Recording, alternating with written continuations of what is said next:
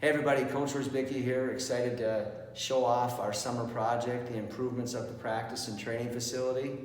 You can see we door wrapped the joint wrestling and gymnastics training area. So let me have you guys come on in and let me show off a little bit what we did.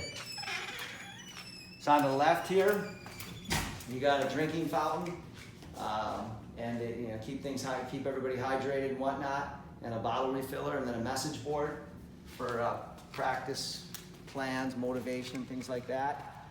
So room itself, structurally still 100 by 60 foot room, permanent mats and surface, but really excited about some of the tradition and celebrations. So on the left, in blue, you've got the team achievements, conference championships, regional, sectional titles.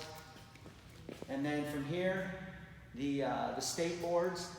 So we've got, I think, right around a little over 140 state qualifiers. So those sheets, and then the individual state place winners. So right around 40 state placers. And then this part's really cool, not only to have that tradition as far as individual state achievements and the team records, but over here you got the most valuable wrestlers.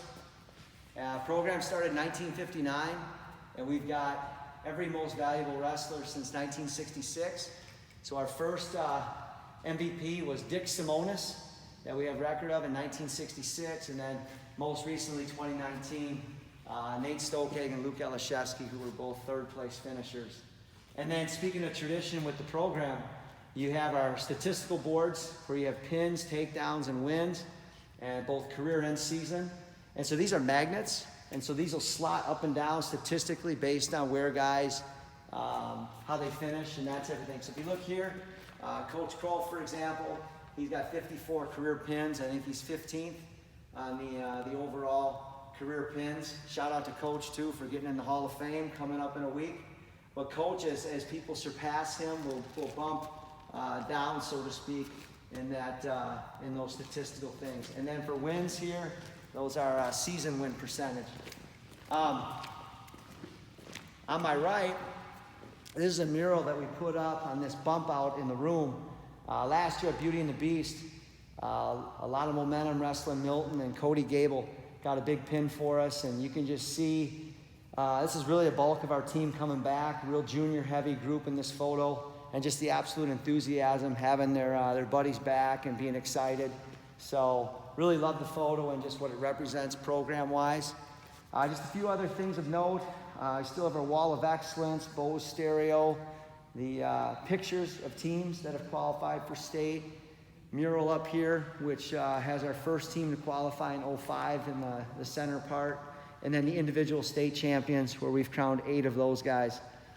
Some additional trainers in the corner we were able to purchase last year, the Aerodyne bikes, through our booster club. And speaking of those guys in that organization, our time clock over here in the corner, they purchased that for us a few years ago. Singlets. So again, just want to wrap this up thinking that, obviously a lot of support for wrestling in Mukwonago.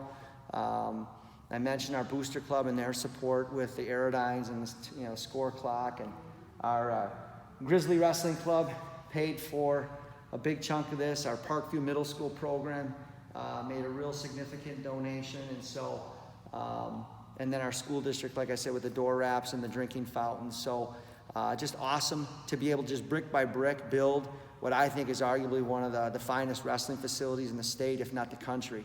And so we're excited and can't wait to get rolling here in a few months. And again, want to give a real shout out to my daughter Annie as well for being the videographer.